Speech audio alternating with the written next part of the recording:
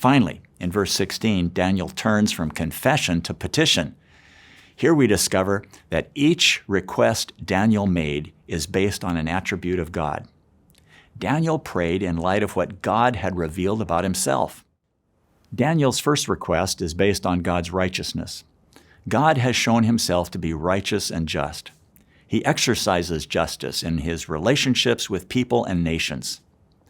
On the basis of God's righteousness, Daniel asked God to turn away his anger from Jerusalem and let his face once again shine on the holy temple.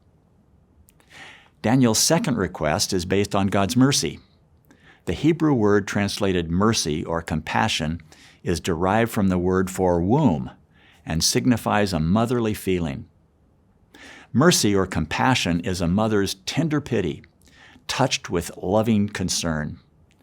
Daniel asked God to look upon the needs of his people and respond because of his great compassion. Daniel's third request is based upon God's reputation. He asked God to listen, forgive, and act on account of the people who bear your name.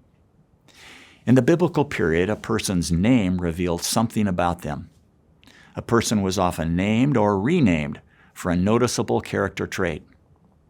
A person's name was the reflection of their reputation. God's name is the reflection of his character and standing.